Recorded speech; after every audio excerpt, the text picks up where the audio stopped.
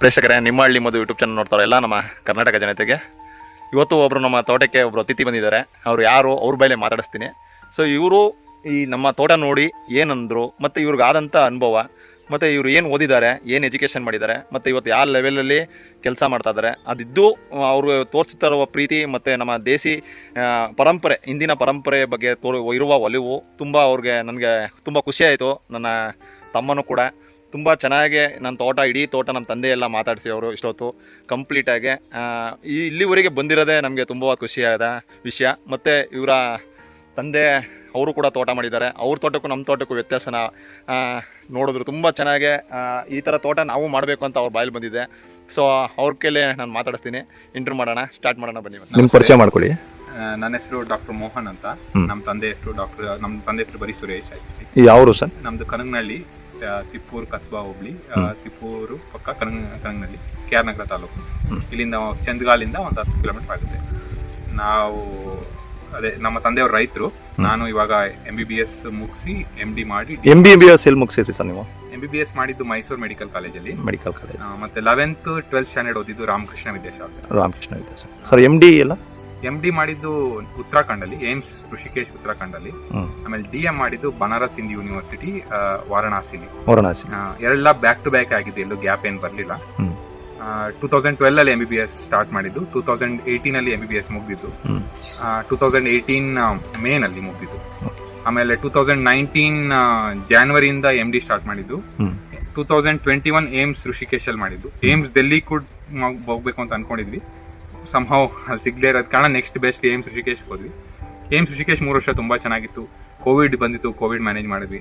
ಅದಾದ್ಮೇಲೆ ಏಮ್ಸ್ 2021 ಅಲ್ಲಿ pass out ಆಯ್ತು. 22 ಅಲ್ಲಿ ಏಮ್ಸ್ ಭೋಪಾಲ್ ಅಲ್ಲಿ, ಅಲ್ಲಿಂದನೇ ಡೆಪ್ಯುಟೇಷನ್ ಮೇಲೆ SRship ಆಗಿ ಜಾಯ್ನ್ ಆಗಿದೆ. ಅದಾದ್ಮೇಲಿಂದ ಇವಾಗ ಅದ್ರ ಮತ್ತೆ ನೀಟ್ SS ಎಕ್ಸಾಮ್ ಬರೆದು ಒಂದು 6 ಮಂತ್ಸ್ ಆರ್ 8 ಮಂತ್ಸ್ ಗ್ಯಾಪ್ ಅಲ್ಲಿ ಮತ್ತೆ DM ಸಿಕ್ತು. ವಾರಣಾಸಿಲ್ ಸಿಕ್ತು.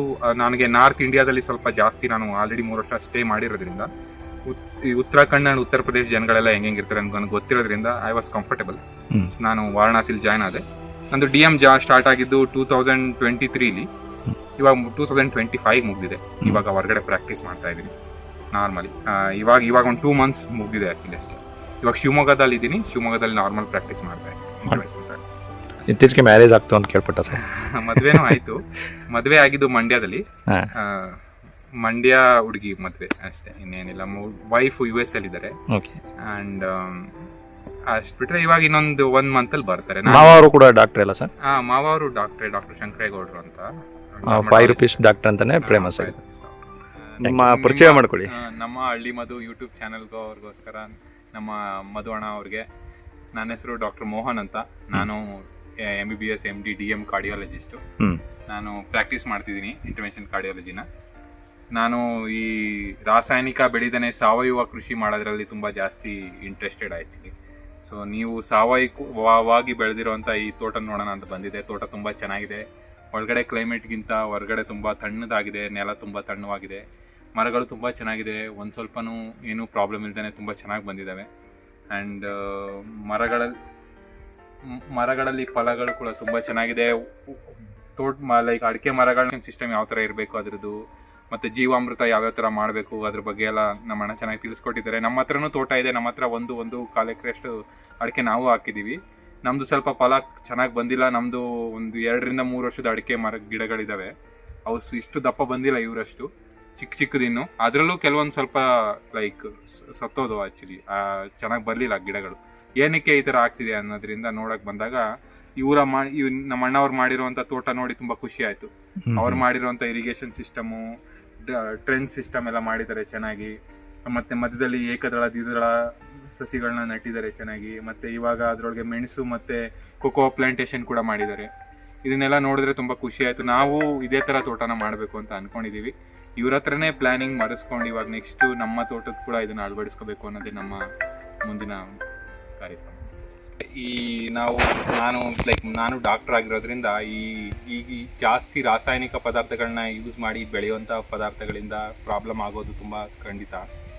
ಸಾವಯವ ಕೃಷಿ ತುಂಬ ನೈಸರ್ಗಿಕವಾಗಿ ಬಂದಿರೋದ್ರಿಂದ ಜನಗಳಿಗೆ ತುಂಬ ಪ್ರಾಬ್ಲಮ್ಸ್ ಬರೋದಿಲ್ಲ. ಮತ್ತು ಮರಗಳು ತುಂಬ ಚೆನ್ನಾಗಿರ್ತವೆ. ಎಲ್ಲರೂ ಹೇಳೋ ಥರ ಸಾವಯವ ಕೃಷಿಲಿ ಅಷ್ಟೊಂದು ಬೆಳೆ ಚೆನ್ನಾಗಿ ಬರಲ್ಲ, ಮರಗಳು ಅಷ್ಟೊಂದು ಚೆನ್ನಾಗಿ ಗ್ರೋತ್ ಬರಲ್ಲ ಅಂತೆಲ್ಲ ಹೇಳ್ತಾರೆ. ಅದನ್ನೇ ನೋಡೋಣ ಅಂತ ಇಲ್ಲಿ ಬಂದಿದ್ವಿ. ತುಂಬಾ ನೋಡಿ ಖುಷಿ ಆಯ್ತು. ನಾರ್ಮಲ್ ರಾಸಾಯನಿಕ ಕೃಷಿಗಿಂತ ಈ ಸಾವಯವ ಕೃಷಿ ಮರಗಳು ತುಂಬಾ ದಪ್ಪದಕ್ಕಿದೆ, ತಣ್ಣಕ್ಕಿದೆ ನೆಲ ತುಂಬಾ. ಆಕ್ಚುಲಿ ಕ್ಲೈಮೇಟ್ ತುಂಬಾ ನಾರ್ಮಲ್ ಆಗಿದೆ ಅಂಡ್ ಜೀವಾಮೃತ ಹಾಕಿರೋದ್ರಿಂದ ಇಲ್ಲಿ ಪಕ್ಕದಲ್ಲಿ ತುಂಬಾ ಗ್ರೋತ್ ಕೂಡ ಚೆನ್ನಾಗಿ ಬಂದಿದೆ. 3-4 ವರ್ಷಕ್ಕೆ ಆಲ್ರೆಡಿ ಇದರಲ್ಲೆಲ್ಲ ಒಂಬಾಳೆ ಬಂದ್ಬಿಟ್ಟಿದೆ. ನಾವು ತುಂಬಾ ನಾವು ಫಸ್ಟ್ ಸಾವಯವನೇ ಟ್ರೈ ಮಾಡಿದ್ವಿ, ಬಟ್ ನಮ್ಮ ತಂದೆಯವರು ರೈತರಾಗಿದ್ದರಿಂದ ಅವ್ರಿಗೆ ಸ್ವಲ್ಪ ರಾಸಾಯನಿಕದ ಮೇಲೆ ಜಾಸ್ತಿ ಇಂಟ್ರೆಸ್ಟ್ ಇತ್ತು. ನಾವು ಸ್ವಲ್ಪ ರಾಸಾಯನಿಕ ಎಲ್ಲ ಹಾಕ್ಬಿಟ್ಟಿದ್ವಿ, ಅದರಿಂದ ಸ್ವಲ್ಪ ಪ್ರಾಬ್ಲಮ್ ಆಗ್ಬಿಟ್ಟಿದೆ. ಇವಾಗ ಅದಕ್ಕೆ ಮತ್ತೆ ತೋಟ ಎಲ್ಲ ಕರೆಕ್ಟಾಗಿ ರೆಡಿ ಮಾಡೋಣ ಅಂತ ನಮ್ಮ ಅಣ್ಣ ಅವ್ರ ಹತ್ರ ನೋಡೋಣ ಕಲ್ತ್ಕೊಳ್ಳೋಣ ಬಂದಿದ್ವಿ. ಸರ್, ಈಗ ನಿಮ್ಮನೆ ಹಸು ಸಾಕಿರೋದು ಶಶಿಯವರೇ, ನೀವು HF ಹಸು ಇದೆಯಾ? ನಮ್ಮನೆ ಹಸು ಇದೆ, ನಮ್ಮನೆ HF ಹಸು ಇದೆ, ಆಮೇಲೆ ಒಂದು ಜರ್ಸಿ ಇದೆ. ಜರ್ಸಿ ಇದೆ. ನಮ್ಮನೆ ನಾಡ್ ಹಸುಗಳು ಇಲ್ಲ. ನಾವು ಒಂದು ನಾರ್ಮಲ್ ನಾಟಿ ಹಸುನ ತಗೋಬೇಕು ಅಂತ ಅನ್ಕೊಂಡಿದೀವಿ ಇವಾಗ. ಬಟ್ ಅದೇ ಇವಾಗೆಲ್ಲ ಅದನ್ನೆಲ್ಲ ಮಾಡಿ ಜೀವಾಮೃತನೆಲ್ಲ ಮಾಡಿದ್ಮೇಲೆ ಈಗ ತೋಟಕ್ಕೆ ರೆಡಿ ಮಾಡೋಣ ಅಂತ ಸಾವಯವ ಕೃಷಿಗೆ. ಸೊ ಈಗ ನೀವು ನಮ್ಮ ತೋಟ, ಇಡೀ ತೋಟನ ಮೇಲ್ಗಡೆಯಿಂದ ಕೆಳಗಡೆವರೆಗೆ ವೀಕ್ಷಣೆ ಮಾಡಿದ್ರಿ, ತಾಳ್ಮೆಯಿಂದ ಒಂದು ನೀಟಾಗಿ ಎಲ್ಲ ತೋಟನ ನೋಡ್ಕೊಂಡ್ಬಂದ್ರಿ. ಹೌದು ಅಲ್ವಾ? ಯಾವುದೇ ರಾಸಾಯನಿಕ ಬಳಕೆ ಇಲ್ಲ, ಮತ್ತು ಕೊಡಕೆ ಗೊಬ್ಬರ ಬಳಕೆ ಇಲ್ಲ, ಉಳುಮೆ ಇಲ್ಲದೆ ಒಂದು ತೋಟದ ಇಳುವರಿಲೇ ಆಗಲಿ, ಆರೋಗ್ಯದಲ್ಲೇ ಆಗಲಿ, ಮರ ಗಿಡಗಳ ಆರೋಗ್ಯದಲ್ಲೇ ಆಗಲಿ ನಿಮಗೆ ಏನಾದ್ರು ಕೊರತೆ ಕಾಣ್ತಾ ಸರ್? ನಮಗೆ ಕೊರತೆಗಿಂತ ಚೆನ್ನಾಗಿದೆ ಅಂತ ಅನಿಸಿದೆ. ನಾವು ಫಸ್ಟ್ ಹಂಗೆ ಅನ್ಕೊಂಡಿದ್ವಿ, ಎಲ್ಲರೂ ಹೊರಗಡೆ ಹಂಗೆ ಅಂತಾರೆ, ಸ್ವಲ್ಪನಾದ್ರೂ ರಾಸಾಯನಿಕ ಗೊಬ್ಬರ ಹಾಕಿಲ್ಲ ಅಂದ್ರೆ ಮರಗಳ ಗ್ರೋತ್ ಚೆನ್ನಾಗಿ ಬರಲ್ಲ, ಬೇಗ ದಪ್ಪ ಆಗಲ್ಲ, ಇಲ್ಲ ಬೇಗ ಒಂಬಾಳೆ ಬರಲ್ಲ ಅಂತ. ಇವಾಗ ನಾವು ಮತ್ತೆ ಲೈಕ್ ನೀವು ಮಧುವಣ, ನೀವು ಒಂದೇ ಸರಿ ನೆಟ್ಟಿದ್ದು, ನಮ್ದು ಇನ್ನು ತುಂಬಾ ಚಿಕ್ಕದಿದೆ ಗಿಡಗಳು. ಆಮೇಲೆ ಗಿಡಗಳದ್ದು ಗರ್ತು ತುಂಬಾ ಕಡಿಮೆ ಇದೆ, ಥಿಕ್ನೆಸ್ ತುಂಬಾ ಕಡಿಮೆ ಇದೆ ನಿಮ್ಗೆ ಕಂಪೇರ್ ಮಾಡಿದ್ರೆ. ನಮಗೂ ಈಗ ಅದ್ರ ಮೇಲೆ ಡೌಟ್ ಬಂದು ನಾವು ಸಾವಯವಾಗಿ ಶಿಫ್ಟ್ ಆಗೋಣ ಅಂತ. ಸೊ ಇದು ಸಾವಯವನಕ್ಕಿಂತ ಹೆಚ್ಚಾಗಿ ನಮ್ಮ ಸುಭಾಷ್ ಪಾಳ್ಯಕರ್ ಅವರ ಕೃಷಿ ಮಹತ್ವ ಇವತ್ತು ದೇಶಾದ್ಯಂತ ನಿಮ್ಮಂಥ ವಿದ್ಯಾವಂತರು ಮತ್ತು ಎಜುಕೇಟೆಡ್ ಪರ್ಸನ್, ಡಾಕ್ಟರ್ಸ್ ಆಗಿರ್ಬೋದು, ಇಂಜಿನಿಯರ್ಸ್ ಆಗಿರ್ಬೋದು, ಪ್ರತಿಯೊಬ್ಬರು ಇತ್ತೀಚೆಗೆ ಎಲ್ಲರೂ ಒಲವು ಮಾಡ್ತಾ ಇದ್ದಾರೆ ಆರೋಗ್ಯ ದೃಷ್ಟಿಲಿ. ಇವತ್ತು ನೋಡ್ತಾ ಇರ್ಬೋದು ನೀವು ಇನ್ಸ್ಟಾಗ್ರಾಮ್, ಫೇಸ್ಬುಕ್ಕು, ಯೂಟ್ಯೂಬ್ ಎಲ್ಲದರಲ್ಲೂ ಕೂಡ ಡಾಕ್ಟ್ರುಗಳೇ ಅವ್ರನ್ನೇ ಏಜ್ ಮೂಡಿಸ್ತಾ ಇದ್ದಾರೆ. ನಾವು ತಿಂತಾರೋ ಪದ್ಧತಿ, ಆಹಾರ ಪದ್ಧತಿಗಳಾಗಿರ್ಬೋದು, ಪ್ರತಿಯೊಂದು ಅವ್ರನ್ನೇ ಏಜ್ ಮೂಡಿಸ್ತಾ ಇದ್ದಾರೆ. ಸೊ ಆ ದೃಷ್ಟಿಲಿ ನೀವು ಹೇಳೋದಾದರೆ ನಮ್ಮ ನಾಟಿ ಹಸು, ಒಂದು ನಾಟಿ ಹಸು ಇಷ್ಟೆಲ್ಲ ಮಾಡುತ್ತೆ ಅನ್ನೋದು ಈಗ ನೀವು ನಿಮ್ಮ ಬಾಯಲ್ಲಿ ಏನು ಹೇಳಕ್ಕೆ ಇಷ್ಟಪಡ್ತೀರಾ? ಒಂದು ನಾಟಿ ಹಸು ಇಟ್ಕೊಂಡು ಇಷ್ಟೆಲ್ಲ ಮಾಡ್ತಾರೆ. ಒಂದು ನಾಟಿ ಹಸು ಇಟ್ಕೊಳ್ಳೋದ್ರಿಂದ ಇಷ್ಟೆಲ್ಲ ಆಗುತ್ತೆ ಅಂದ್ರೆ ಇಟ್ಕೊಳ್ಳೋದೇ ಬೆಟರ್ ಅನ್ಸುತ್ತೆ. ಇವಾಗ ನಾವು ನೋಡಿ 3ರಿಂದ 5 ವರ್ಷದ ಮುಂಚೆ ಇದೇ ತರ ಗಿಡ ನೆಟ್ಟಿದ್ವಿ. ಒಂದು ಪಾರ್ಟ್ ಆಫ್ ತೋಟ ಚೆನ್ನಾಗೇ ಬಂದಿಲ್ಲ ಆಕ್ಚುಲಿ. ಅದಕ್ಕೆ ಎಷ್ಟೊಂದೆಲ್ಲ ಕೆಮಿಕಲ್ ಹೊಡೆದು, ಬೋರ್ಡಾಕ್ಸ್ ಮಿಕ್ಸ್ಚರ್ ಎಲ್ಲ ಹೊಡೆದು ಏನೇನೋ ಹೊಡೆದ್ವಿ ನಾವು ಆಕ್ಚುಲಿ. ಆದ್ರೂ ಅಷ್ಟು ಗ್ರೋತ್ ಬರಲಿಲ್ಲ ಅದು. ಮತ್ತೆ ನಾವು ದನಿನ್ ಗೊಬ್ಬರ ನಾರ್ಮಲ್ ನಮ್ಮ ಹತ್ರ ಅದೇ HF ಮತ್ತೆ ಜರ್ಸಿ ಹಸುಗಳು ಇದಾವೆ, ಎರಡೇ ಇರೋದು ನಮ್ಮ ಹತ್ರ ಹಸುಗಳು. ಅದನ್ನು ಹಾಕಿದ್ವಿ, ಆದ್ರೂ ಅಷ್ಟು ಚೆನ್ನಾಗಿ ಗ್ರೋತ್ ಬಂದಿಲ್ಲ ನಮ್ದು. ಅದಕ್ಕೋಸ್ಕರ ನಾವು ಇದನ್ನ ನೋಡಿ.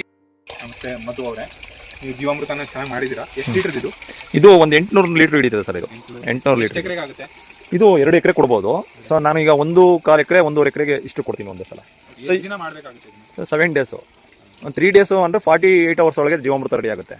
ನೀವು 48 ಅವರ್ಸ್ ಆದಮೇಲೆ ನೀವು ಎಷ್ಟು 15 ದಿನದ ಒಳಗಡೆ ಕೊಟ್ಕೊಡ್ಬೇಕು. ಹೌದು, ಇದು ಕುಳ್ಳೇಗೌಡರು ತೋಟದವರು, ಕಣಗಾಲ್ ಬಸವನಹಳ್ಳಿ ಅವರು ಬಂದು ದೊರೆಯ ಸ್ವಾಮಿ ಅಂದ್ಬಿಟ್ಟು ಎಲ್ಲ ಬಂದು ನಮ್ದು ಇಡೀ ಸಿಸ್ಟಮ್ನ ಇದು ಮಾಡ್ಬಿಟ್ಟವ್ರು ಸರ್. ಇದಕ್ಕೆ 1.25 ಲಕ್ಷ ಗಂಟೆ ಖರ್ಚಾಯಿತು ನನಗೆ ಕಂಪ್ಲೀಟ್. ಸಣ್ಣ ರೈತರುಗಳು ಸಿಂಪಲ್ ಆಗಿ ಮಾಡ್ಬೋದು ಸರ್. ಅವ್ರು ಇಲ್ಲಿ ಬಂದರೆ ನಾನು ನನ್ನ ಯೂಟ್ಯೂಬ್ ಚಾನಲ್ ಹಾಕಿದ್ದೀನಿ, ಅದು ನೋಡ್ಬೋದು ಅವರು. ಸೊ ಇದು ಈ ರೀತಿ ಫಸ್ಟ್ ಫಿಲ್ಟ್ರ್, 1 ಲೇಯರ್ ಫಿಲ್ಟರ್ ಮಾಡ್ಕೊಳ್ತೀನಿ. ಅಲ್ಲಿ ಫಿಲ್ಟರ್ ಆಗಿ ಇದು ಈಗ ತಿರುಗಿರಲ್ಲ, ನಾನು ಗಷ್ಟೆ ಎಲ್ಲ ಕೆಳಗಡೆ ಇರುತ್ತೆ, ಈಗ ತಿಳಿ ನೀರಿನಂಗೆ ಬರ್ತಾ ಇರುತ್ತೆ. ಇಲ್ಲಿ ಯಾವುದೇ ರೀತಿ ಫಿಲ್ಟರ್ ಬೇಕಾಗಿಲ್ಲ. ಸೊ ಇದಕ್ಕೆ ಯಾವುದು ಸಿಗಾಕೊಡಲ್ಲ, ಕಂಪ್ಲೀಟಾಗಿ ಹೊರಟೋಗುತ್ತೆ. ಇದು ಒಂದು ಏನಪ್ಪ ಅಂದರೆ ಕಂಪ್ಲೀಟಾಗಿ ಈಗ ಸೂಕ್ಷ್ಮಜೀವಿಗಳು ಬಿಡುವಂಥ ವೆದರ್, ಈಗ ತೇವಾಂಶ ಇರಬೇಕು ಮತ್ತು ಒದಿಕೆ ಇರಬೇಕು. ನೀವು ನೋಡಿದಂಗೆ ಅಷ್ಟೆಲ್ಲ ಒದಿಕೆ ಇರಬೇಕು. ನೋಡ್ಕೊಂಬಂದ್ರಲ್ಲ ನನ್ನ ತೋಟದಲ್ಲಿ ಆ ಕ್ಲೈಮ್ಯಾಕ್ಸಲ್ಲಿ ಏಕದಳ ಮತ್ತು ದ್ವಿದಳ ಅನ್ನೋ ಕಾನ್ಸೆಪ್ಟಲ್ಲಿ ಈ ಜೀವಾಮೃತ ಕೊಟ್ಟಾಗ ಇಡೀ ತೋಟ ಹಚ್ಚ ಹಸಿರಾಗಿರುತ್ತೆ. ಇದು ಬೇಸಿಗೆ ಟೈಮಲ್ಲಿ ಈಗ ನೋಡ್ತಾ ಇರ್ಬೋದು, ಈಗ ಉರಿಯ ಬಿಸಿಲು ಎಲ್ಲ ಕಡೆ ನೋಡ್ಕೊಂಬಂದಿದ್ರಿ. ಅಷ್ಟು ಇದ್ದಿದ್ದಾಗಲೂ ಈ ಜೀವಾಮೃತ ಅಷ್ಟು ಕೂಲಾಗಿ ಪವಿತ್ರವಾಗಿ ನಮ್ಮ ಭೂಮಿನ ಇಡುವಂಥ ಒಂದು ಕೆಪಾಸಿಟಿ ಮಾಡಿದೆ ಸರ್. ಇದಕ್ಕೆ ನಾನು ಹಾಕಿರೋದು 30 kg ಸಗಣಿ, ಒಂದು 3.25 kg ಬೆಲ್ಲ, ಒಂದು 35 kg ಸಗಣಿ ಹಾಕಿದ್ದೀನಿ, ಒಂದು 30 ಲೀಟ್ರ್ ಗಂಧ ಹಾಕಿದ್ದೀನಿ, ಒಂದು 3.5ರಿಂದ 4 kg ಕಡಲೆ ಹಿಟ್ಟು, ಒಂದು 4 kg ಬೆಲ್ಲ, ಒಂದು 3 kg ಒಂದು ಇಡೀ ಬದುದು ಮಣ್ಣು. ಸೊ ಇಷ್ಟು ಹಾಕಿ ನಾನು ಒಂದು 7 ಡೇಸ್ ತಿರುಗ್ತೀನಿ ಇದನ್ನು 3 ಟೈಮ್. Daily 3 time. ಇದು ತಿಂಗಳಿಗೆ 2 ಬಾರಿ ಕೊಡ್ತೀವಿ. 15 ದಿನಕ್ಕೊಮ್ಮೆ ಕೊಟ್ಟರೆ ಸಾಕು. 15 ದಿನಕ್ಕೊಮ್ಮೆ ನಾವು ಈ ಸಿಸ್ಟಮ್ ಮಾಡಿಕೊಂಡ್ರೆ ಸಾಕಿದು. ಈ ಸಿಂಪಲ್ ಕೆಲಸ. ಇದು ಕಡಿಮೆ ಒಂದು ಹಾಫ್ ಆನ್ ಅವರ್ ಒಳಗೆ ನಿಮಗೆ ಫುಲ್ಲು ಜೀವಾಮೃತ ಕೊಟ್ಟಾಗ್ಬಿಡುತ್ತೆ. ಇದು ಕಂಪ್ಲೀಟ್ ಜೀವಾಮೃತ ಕೊಡೋಂಥ ಸಿಸ್ಟಮ್ ಇದು. ಹಾಫ್ ಆನ್ ಅವರ್ ಆದರೆ ಸಾಕಿದ್ದಕ್ಕೆ.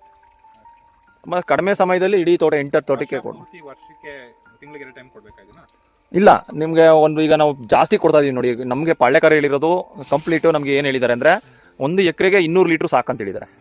ಸೊ ನಾವು ಹಂತವಾಗಿ ಈಗ ಸ್ಟಾರ್ಟಿಂಗ್ 3 ವರ್ಷದಿಂದ ಮಾಡ್ತಾ ಇರೋದ್ರಿಂದ ಬೇಗ ಡೆವಲಪ್ ಮಾಡೋಕ್ಕೋಸ್ಕರ ಭೂಮಿನ ಸ್ವಲ್ಪ ಒದಿಕೆನ ಚೆನ್ನಾಗಿ ಕೊಟ್ಟು ತೇವಾಂಶನ ಮೇಂಟೈನ್ ಮಾಡಿಕೊಂಡು ಉಳುಮೆ ಮಾಡಬೇಡ್ದು. ಫಾರ್ ಎಕ್ಸಾಂಪಲ್ ಅಡಿಕೆ ತೋಟಗಳನ್ನ ಉಳುಮೆ ಮಾಡ್ದೇ ನಾವು ಒದಿಕೆ ಮತ್ತು ತೇವಾಂಶನ ಕೊಟ್ಕೊಂಡು ಕರೆಕ್ಟಾಗಿ ಮುಚ್ಚಿಗೆ ಮಾಡಿಕೊಂಡು ಜೀವಾಮೃತ ಕೊಟ್ಟಿದ್ದೆ. ಅದರಲ್ಲಿ 3 ಇಯರ್ಸ್ ಒಳಗಡೆ 4 ಇಯರ್ಸ್ ಒಳಗಡೆ ನಿಮ್ಮ ತೋಟ ಎಲ್ಲ ಕನ್ವರ್ಟ್ ಆಗುತ್ತೆ. ಅಂದರೆ ನ್ಯಾಚುರಲ್ ಫಾರ್ಮ್ ತಿರುಗಿಕೊಳ್ಳುತ್ತೆ, ಎರೆಹುಳಗಳ ಸಂಖ್ಯೆ ಜಾಸ್ತಿ ಆಗುತ್ತೆ, ರೈತನ ಮಿತ್ರ ಎರೆಹುಳು ಉಳುಮೆ ಅದನ್ನೇ ಮಾಡುತ್ತೆ, ಅದೇ ಹೋಗಿ ಬಂದು ಮತ್ತು ಇಂಗೋ ಶಕ್ತಿ ಜಾಸ್ತಿ ಆಗುತ್ತೆ. ಮಳೆ ನೀರು ಆಗಲಿ ತೇವಾಂಶನ ಹಿಂಕೊಳ್ಳೋ ಶಕ್ತಿ ಜಾಸ್ತಿ ಆಗುತ್ತೆ. ಅತ್ಯಂತ ನೀರು ಕಡಿಮೆ ನೀರಿನಲ್ಲಿ ತೋಟ ಬರ್ತಾ ಇರೋದು ಇದು. ಇವತ್ತಿನ ಜನ್ರೇಷನ್ಗೆ ನೀರದೇ ಒಂದು ಸವಾಲಾಗಿದೆ. ಅತ್ಯಂತ ಕಡಿಮೆ ನೀರು ಅಂದರೆ ಒದಿಕೆ ಇರುತ್ತೆ. ನಿಮ್ಮ ಅಲ್ಲಿ ಮುಚ್ಚಿದೆ ನೋಡಿ, ಆ ಥರ ಎಲ್ಲ ಒದಿಕೆ ಇರುತ್ತೆ. ಇಲ್ಲಿ ನೋಡ್ತಾ ಇರ್ಬೋದು, ನನ್ನ ಇಡೀ ತೋಟ ಒದಿಕೆ ಇದೆ. ಮಲ್ಚಿಂಗ್ ಅಂದರೆ ನಾವು ಮಾಡಿಗೆ ಹಿಂಗೆ ಮೈಗೆ ಬಟ್ಟೆ ಹಾಕೋತೀವಿ, ಆ ರೀತಿ ತೇವಾಂಶ ಇಟ್ಕೊಳುತ್ತೆ. ಇದು ಸ್ವಲ್ಪ ಸಮಯದಲ್ಲಿ ಇಡೀ ಜೀವಾಮೃತ ಈ ಥರ ಕೊಟ್ಟಾಗ ಕೆಲಸ ಸ್ಟಾರ್ಟ್ ಮಾಡುತ್ತೆ. ಅದು ಮನೆ ಕಟ್ಟಕ್ಕೆ ಅದು ಸ್ಟಾರ್ಟ್ ಮಾಡುತ್ತೆ. ವಂಶನ ಅದು ಬ್ಯಾಕ್ಟೀರಿಯಾಗಳು ಜಾಸ್ತಿ ಇದೆ. ಅದು ಉಟ್ಬಿಟ್ರೆ ಏನಾಗುತ್ತೆ, ಕಂಪ್ಲೀಟ್ ಅದೆಲ್ಲ ಹೊಂಟೋಗುತ್ತೆ, ಮತ್ತೆ ರೀಸೈಕಲ್ ಆಗಲ್ಲ. ಸೊ ಉಳುಮೆ ಮಾಡ್ದೇ ವ್ಯವಸಾಯ ಮಾಡಬೇಕು. ಇದು ನಮ್ಮ ಸುಭಾಷ್ ಪಾಳೇಕರ್ ತತ್ವ. ಇದು ಈ ಸಿಸ್ಟಮ್ ಇಲ್ಲಿ ಬೋರ್ ನೀರು, ಇಲ್ಲಿ ಬೋರ್ ಸ್ಟಾರ್ಟ್ ಆದರೆ ಈ ಸಿಸ್ಟಮ್ ಅಲ್ಲಿ ಬಂದು ಇದು ಆಫ್ ಮಾಡಿದ್ರೆ ಇಲ್ಲೇ ಎಳ್ಕೊಂಡು ನೀರಿನ ಜೊತೆಯಲ್ಲಿ ಹೊಂಟೋಗುತ್ತೆ. ಇದು ಇಲ್ಲ ಇದು ಹೆಂಗೆ ಅಂದ್ರೆ ಸರ್, ಇದು ಮೇಂಟೆನೆನ್ಸ್ ಇಲ್ಲ ಸರ್. ಇದಕ್ಕೆ ನೀವು ಕಡಿಮೆ ಕಾಸ್ಟಲ್ಲಿ ಮಾಡಿದ್ರೆ ಏನಂದ್ರೆ ಸ್ವಲ್ಪ ಮೇಂಟೆನೆನ್ಸ್ ಇರ್ತದೆ. ಸೊ 25 ಇಯರ್ಸ್ 25 ವರ್ಷ ಗ್ಯಾರಂಟಿ ಕೊಡ್ತೀನಿ ನಾನು. ಸೊ ಇದೆಲ್ಲ ಫಿನಾಲೆಕ್ಸ್ ಹಾಕ್ಸಿರೋದು. ಒಂದು 25 ವರ್ಷ ನಿಮ್ಗೆ ಅಲ್ಲಾಡಲ್ಲ. ನೀವೆಲ್ಲ ವಾಲೆಲ್ಲ ನೋಡಿ, ಇದೆಲ್ಲ ನೋಡಿದ್ರಲ್ಲ ಪೈಪು, ಇದು ತುಂಬ ಸ್ಟ್ರಾಂಗ್ ಪೈಪ್ ಹಾಕಿರೋದು. ಒಂದು ಗೇಜು 16/15 ಇದು ಮುರಿಯಲ್ಲ. ಬ್ರಷ್ ಕಟ್ಟರಲ್ಲಿ ಹೊಡೆದ್ರೂ ಕಟ್ಟಾಗಲ್ಲ. ಕಬ್ಬಣದಲ್ಲಿ ಬ್ಲೇಡ್ ಹಾಕೊಂಡು ಮಾಡಿದ್ರೂ ಕಟ್ಟಾಗುತ್ತೆ. ಬಟ್ ವೈರ್ ಹೊಡೆದ್ರೆಲ್ಲ ಕಟ್ಟಾಗಲ್ಲ. 6 ಗೇಜ್ ಪೈಪ್ಗಳು ಫಿನಾಲೆಕ್ಸ್ ಕಂಪ್ನಿದು ಯೂಸ್ ಮಾಡಿದ್ದೀನಿ. 20-25 ವರ್ಷ ಹೇಳಿದ್ದಾರೆ ಅವರು. ಸೊ ಈ ವಾಲೆಲ್ಲ ಒಂದು ವಾಲ್ಗೆ 600-650 ರೂಪಾಯಿ ಒಂದು. ನಾರ್ಮಲಿ ವಾಲ್ಗಳೆಲ್ಲ ನಿಮಗೆ ಒಂದು 250 ರೂಪಾಯಿ 300 ರೂಪಾಯಿ ಎಲ್ಲ ಸಿಗುತ್ತೆ. ಫಿನಾಲೆಕ್ಸ್ ಕಂಪ್ನಿದು ಒಂದು 600 ಅದು. ಅದು ಅಷ್ಟೇ ಬಾಳಿಕೆ ಬರುತ್ತೆ. 14-15 ವರ್ಷ ಬರುತ್ತೆ ಒಂದು ವಾಲ್. ಅದು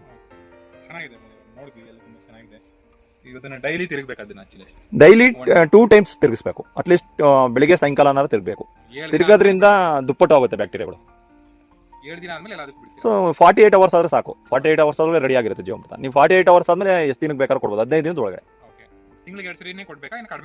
ಒಂದ್ಸರಿ ಬೇಕಾದ್ರೆ ಕೊಡ್ಬೋದು, ಏನು ತೊಂದರೆ ಇಲ್ಲ. ತಿಂಗಳಿಗೆ 2 ಬಾರಿ ಕೊಟ್ಟರೆ ಒಳ್ಳೇದು. ನಿಮ್ಮ ಏನು ಈ ತ್ಯಾಜ್ಯ ಇರುತ್ತೆ ಇದೆ, ಬನ್ನಿ ಇಲ್ಲಿಗೆ. ಈ ತ್ಯಾಜ್ಯ ಏನಿದೆ, ಈ ತ್ಯಾಜ್ಯನ ಬೇಗ ಅದು ಗೊಬ್ಬರನ ಕನ್ವರ್ಟ್ ಮಾಡುವಂಥ ಶಕ್ತಿನ ಒದಗಿಸ್ಕೊಡುತ್ತೆ. ಈಗ ನೋಡಿ, ಇದು ಒಣಗಿದೆ. ಇದ್ರ ಮೇಲೆ ನಮ್ಮ ಜೀವಾಮೃತ ಬಿದ್ದಾಗ ಇದು ಬೇಗ ಅದನ್ನ ಕನ್ವರ್ಟ್ ಮಾಡಾಕೋದು. ಎರೆಹುಳಗಳಿಗೆ ಆಹಾರ ಅದೇ. ಆ ಎರೆಹುಳ ಹಾಕೋ ಇಕ್ಕೆ ತಗೊಂಡು ಈ ಮರ ಬರುತ್ತೆ. ಇದು ನೇಚರಲ್ಲಿ ಕೆಲಸ ಆಗಂತದ್ದು ಇದೆಲ್ಲ. ಎಲ್ಲರೂ ಜೀವಾಮೃತ ಬಳಸ್ಬೋದಾ ಸರ್ ಇವಾಗ? ಹೌದು. ಒಂದು 30 ಲೀಟರ್ ಗಂಧ, ಒಂದು 35 kg ಸಗಣಿ, ಒಂದು 3.5 kg ಬೆಲ್ಲ, ಒಂದು 3.5 kg ಕಡಲೆ ಹಿಟ್ಟು, ಒಂದು ಬದದ್ದು ಮಣ್ಣು, ಇಷ್ಟರಲ್ಲಿ ನಮ್ಮ ಜೀವಾಮೃತ ಇಡೀ ನಮ್ಮ ತೋಟನ ಮೇಂಟೈನ್ ಮಾಡ್ತಾ ಇದ್ದೀವಿ. ಒಂದು ನಾಟಿ ಹಸು. ಎಷ್ಟೋ ಜನ ರಾಸಾಯನಿಕಕ್ಕೆ 2,000 3,000 2 ತಿಂಗಳು 3 ತಿಂಗಳಿಗೆಲ್ಲ ಎಷ್ಟೆಷ್ಟು ತಂದು ಸುರಿತಾರೆ ದೊಡ್ಡ ಅಷ್ಟಕ್ಕೂ ಜಾಸ್ತಿನೇ ಆಗ್ಬೋದೇನೋ ಇನ್ನೂ ಜಾಸ್ತಿ. ಸರ್ ಈಗ ಸಿಂಪಲ್ ಆಗಿ ಸುಭಾಷ್ ಪಾಳೇಕರ್ ಕೃಷಿನ ಎಲ್ಲರೂ ಮಾಡ್ಬೋದಾ? ಇದನ್ನ ಜೀವಾಮೃತ ನೋಡಿದ್ರಲ್ಲ, ಇದು ಆಕ್ಚುಲಿ ತುಂಬಾ ಸಿಂಪಲ್. ಆಕ್ಚುಲಿ ರಾಸಾಯನಿಕ ಕೃಷಿನ ತಕೊಂಡ್ರೆ ನೀವು ಔಷಧಿ ಹೊಡಿಬೇಕು, ಗೊಬ್ಬರ ಹಾಕ್ಬೇಕು. ಅದೇ ಗೊಬ್ಬರನೇ ಒಂದೊಂದು ಎಕರೆಗೆ ಎಷ್ಟು ಬರುತ್ತೋ ಆಕ್ಚುಲಿ 3,000 5,000 ಬರುತ್ತೆ 2 ತಿಂಗಳಿಗೆ. ಆಮೇಲೆ ಪ್ರತಿ ಸಲ ಉಳಿಸ್ತಾ ಇರ್ತಾರೆ, ಅದಕ್ಕೆ ಖರ್ಚು ಆಗ್ತಿರುತ್ತೆ. ಆಮೇಲೆ ಯಾವ್ಯಾವ್ದೋ ದನಿನ ಸಗಣಿ ಎಲ್ಲ ತಂದು ಹಾಕ್ತಿರ್ತಾರೆ, ಕರೆಕ್ಟಾಗಿ ಫರ್ಮೆಂಟ್ ಆಗಿರಲ್ಲ ಅದೆಲ್ಲ. ಆಮೇಲೆ ಈ ತರ ಜೀವಾಮೃತ ಸಿಂಪಲ್ ಬರೀ ಗಂಜಲ ಹಾಕಿರೋದ್ರಿಂದ ಚೆನ್ನಾಗಿ ಡೈಜೆಸ್ಟ್ ಆಗ್ತಿರುತ್ತೆ ನಮ್ದು ಹಳೇದೆಲ್ಲ, ಅದೆಲ್ಲ ಇನ್ನೂ ಕರೆಕ್ಟಾಗಿ ಆಗಿರಲ್ಲ.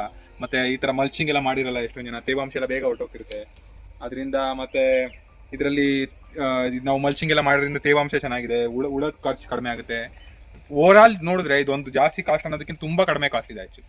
ಒಂದ್ಸರಿ ಮಾಡಿಸಿದ್ರೆ ಪೂರಾ ತೋಟಕ್ಕೆ 25 ವರ್ಷದವರೆಗೂ ಆಗುತ್ತೆ. ಅಂದ್ರೆ ಏನು ಉಳಂಗಿಲ್ಲ, ಏನು ಇಲ್ಲ, ಗೊಬ್ಬರನೂ ಅದಾಗದೇ ಆಗುತ್ತೆ, ಔಷಧಿ ಹೊಡೆಯಂಗಿಲ್ಲ. ಅಂದ್ರೆ ಮೋರ್ ದೆನ್ ಇನಫ್ ಅಲ್ವಾ, ಇನ್ನೇನು ಆರಾಮ್ ಚೆನ್ನಾಗಿರುತ್ತೆ. ಮಾಡ್ಬೋದಲ್ಲ ಸರ್ ಇದೆಲ್ಲ ರೈತರುಗಳು? ನಾಟಿ ಹಸು ಸಾಕ್ಬೋದಾ? ಮಾಡ್ಬೋದಲ್ಲ, ಎಲ್ಲರೂ ಮಾಡ್ಬೇಕು ಇದನ್ನ. ನಾಟಿ ಹಸು ಸಾಕ್ಬೋದಾ ಸರ್? ನಾಟಿ ಹಸು ಸಾಕಿ ಎಲ್ಲರೂ, ರೈತರುಗಳೆಲ್ಲರೂ ನಾಟಿ ಹಸು ಸಾಕಿ. ಸಣ್ಣ ರೈತರುಗಳನ್ನ ಚೆನ್ನಾಗಿ ಪ್ರಮೋಟ್ ಮಾಡಿ, ಎಲ್ಲೇ ಏನೇನೋ ತಗೋಬೇಕಾದ್ರೆ ಅದಕ್ಕೆ ಔಷಧಿ ಹೊಡೆದಿದ್ದಾರೆ ಎಲ್ವಾ ಮಾರ್ಕೆಟ್ ಅಲ್ಲಿ ಹೆಂಗಿದೆ. ಅಂಡ್ ಇಲ್ಲೇ ನಿಮ್ಮ ಎಲ್ಲೇ ಇದ್ರು, ಯಾವುದೇ ಊರಲ್ಲಿ ಇದ್ರು ಅದ್ರ ಪಕ್ಕ ರೈತರುಗಳು ಇದ್ದೇ ಇರ್ತಾರೆ. ಅವ್ರು ಯಾವ ತರ ಹಸುನ ಹಾಲನ್ನ ಕರೀತಿದ್ದಾರೆ, ಯಾವ್ದಾದ್ರು ಸೊಪ್ಪು ತಗೊಂತಿದ್ರೆ ನೀವೇ ಹಳ್ಳಿಗೆ ಹೋಗಿ ಅವ್ರಿಗೆ ಹೇಳಿ ಈ ತರ ಕೊಡಿ ನಮ್ಗೆ ಅಂತ. ಚೆನ್ನಾಗಿ ಅದ್ರದ್ದು ಕ್ವಾಲಿಟಿ ಚೆಕ್ ಎಲ್ಲ ಮಾಡಿಸ್ಕೊಂಡು ತಗೊಳ್ಳಿ. ಅವ್ರಿಗೆ ಚೆನ್ನಾಗಿ ಕ್ವಾಲಿಟಿ ಕೊಡ್ತಿದ್ರೆ, ನಿಮ್ಗೆ ಟ್ರಸ್ಟ್ ಚೆನ್ನಾಗಿ ಮೇಂಟೈನ್ ಮಾಡ್ತಿದ್ರೆ ಅವ್ರಿಗೆ ಸ್ವಲ್ಪ ಒಂದು ಸ್ವಲ್ಪ ಪ್ರೀಮಿಯಂ ಪ್ರೈಸ್ ಕೊಡಿ. ಅಂಡ್ ಈ ತರ ಎಲ್ಲೆಲ್ಲೋ ಸುಮ್ಮನೆ ಮಲ್ಟಿನೇ ಹೊರಗಡೆ ತಿನ್ನೋ ಬದಲು ರೈತರುಗಳಿಗೆ ಪ್ರಮೋಟ್ ಮಾಡಿ ಅನ್ನೋದೇ ನನ್ನ ಒಂದು ಆಸೆ ಆಯ್ತು. ನಮ್ಮ ತಂದೆ ಕೂಡ ರೈತರಾಗಿರೋದ್ರಿಂದ ನಮ್ಮ ದೇಶದ ರೈತರುಗಳಿಗೆ ಅಗ್ರಿಕಲ್ಚರ್ನ ಚೆನ್ನಾಗಿ ಜಾಸ್ತಿ ಪ್ರಮೋಟ್ ಮಾಡಬೇಕು, ಎಲ್ಲರೂ ಎಜುಕೇಟೆಡ್ ಆಗಿರೋರು ಕೂಡ ಚೆನ್ನಾಗಿ ವ್ಯವಸಾಯ ಮಾಡಬೇಕಾಯ್ತು. ಅದಕ್ಕೆ ನಾನು ಇವಾಗ ವ್ಯವಸಾಯದ ಬಗ್ಗೆ ಇಂಟ್ರೆಸ್ಟ್ ತಗೊಂಡು ಯಾವಾಗ ಟೈಮ್ ಇರುತ್ತೆ ಅದ್ರ ಬಗ್ಗೆ ಕಲ್ತ್ಕೊತಾ ಇದ್ದೀನಿ. ಸಾವಯವ ಕೃಷಿ ಅಂದ್ರೆ ಏನು, ನಾಟಿ ಹಸು ಅಂದ್ರೇನು, ಈ ಜೀವಾಮೃತ ಅಂದ್ರೇನು, ಸ್ಪ್ರಿಂಕ್ಲರ್ ಸಿಸ್ಟಮ್ ಅಂದರೆ ಹೆಂಗಿರಬೇಕು, ಇದ್ರ ಬಗ್ಗೆ ನಾನು ಇನ್ನೂ ತಿಳಿತಾ ಇದ್ದೀನಿ. ನಾನು ಇನ್ನು ಇದ್ರ ವ್ಯವಸಾಯದ ವಿದ್ಯಾರ್ಥಿ ಇವಾಗ. ಖಂಡಿತ ನಾವು ನಿಮಗೆ ನನ್ನ ಕೈಲಾದಷ್ಟು ಖಂಡಿತ ಇದ್ರಿಗೆ ಸಂಬಂಧಪಟ್ಟಿದ್ದ ವಿಷಯನ ನಾನು ನಿಮಗೆ ನಿಮ್ಮ ತೋಟದಲ್ಲಿ ನಾನು ಖಂಡಿತ ಮಾಡ್ತೀನಿ ಸರ್. ತುಂಬ ಚೆನ್ನಾಗಿ ನೀವು ನಾಟಿ ಹಸು ಬಗ್ಗೆ ಆಗಿರ್ಬೋದು, ನಮ್ಮ ಜನ್ರೇಷನ್ ತಗೋತಾರೋ ಫುಡ್ಡಿನ ಬಗ್ಗೆ ಆಗಿರ್ಬೋದು, ಮತ್ತು ಈ ಏನು ಯಾವ ಥರ ಒಬ್ಬ ನಾರ್ಮಲ್ ವ್ಯಕ್ತಿ ಯಾವ ರೀತಿ ಬದುಕ್ಬೋದು ಅನ್ನೋದು ಸಿಂಪಲ್ಲಾಗಿ ನಿಮ್ಮ ತಿಳಿದಿರೋದನ್ನ ಹೇಳಿದ್ದೀರಾ. ಅದ್ಭುತವಾದ ವಿಷಯಗಳನ್ನ ತಿಳಿಸ್ಕೊಟ್ಟಿದ್ದೀರಾ. ಇಲ್ಲಿವರೆಗೆ ಬಂದು ನೀವು ನಮಗೆ ಮಾಹಿತಿ ಕೊಟ್ಟಿದ್ದಕ್ಕೆ ಧನ್ಯವಾದಗಳು ಸರ್. Thank you. ನಮ್ಮ ಹಳ್ಳಿ ಮಧು ಯೂಟ್ಯೂಬ್ ಚಾನಲ್, ನಿಮ್ಮ ಹಳ್ಳಿ ಮಧು ಸರ್, ನಿಮ್ಮ ಹಳ್ಳಿ ಮಧು ಯೂಟ್ಯೂಬ್ ಚಾನಲ್ಗೆ ನನಗೆ ಎಷ್ಟು ಗೊತ್ತಿದೆ ಅಷ್ಟು ಹೇಳಿದ್ದೀನಿ. ನಾನು ಇನ್ನೂ ವಿದ್ಯಾರ್ಥಿ ಜೀವನದ ಬಗ್ಗೆ ತಿಳ್ಕೊತಾ ಇದ್ದೀನಿ, ಏನೇನು ಕೆಟ್ಟದ್ದು ಏನೇನು ಒಳ್ಳೆಯದು, ಯಾವ್ಯಾವ ಥರ ನಾವು ಡೈಲಿ OPD ನೋಡ್ತಿರ್ಬೇಕಾದ್ರೆ ರೋಗ ಬರೋದಕ್ಕಿಂತ ಮುಂಚೆನೇ ಏನೇನು ಮಾಡ್ಬೋದಿತ್ತು ಪೇಷಂಟ್ಸ್ಗೆ, ಹೆಂಗೆ ಬೆಟ್ರ್ ಮಾಡಬೇಕು, ಏನೇನು ತಿಂದ್ರಿಂದ ಪ್ರಾಬ್ಲಮ್ ಬರ್ತಿದೆ ಅದ್ರ ಬಗ್ಗೆ ಯೋಚಿಸಿದ ಮೇಲೆ ನಾನು ಕೂಡ ವ್ಯವಸಾಯದ ಬಗ್ಗೆ ಜಾಸ್ತಿ ಕಾಳಜಿ ವಹಿಸಬೇಕು, ನಾವು ತಿಂತಿರೋ ಊಟದ ಮೇಲೆ ಜಾಸ್ತಿ ಕಾಳಜಿ ವಹಿಸಬೇಕು ಅಂತ ಅಂದ್ಕೊಂಡು ಇದ್ರ ಬಗ್ಗೆ ಎಲ್ಲ ಮಾಡಿದ್ದೀನಿ. ಇದ್ರ ನನಗೆ ಗೊತ್ತಿರೋಷ್ಟು ತಿಳಿಸ್ಕೊಡೋಷ್ಟಕ್ಕೆ ಅವಕಾಶ ಕೊಟ್ಟಂಥ ನಿಮ್ಮ ಹಳ್ಳಿ ಮಧು ಯೂಟ್ಯೂಬ್ ಚಾನಲ್ಗೆ ನಂದೊಂದು ವಂದನೆ. ನಮಸ್ಕಾರ ಸರ್. ಧನ್ಯವಾದ.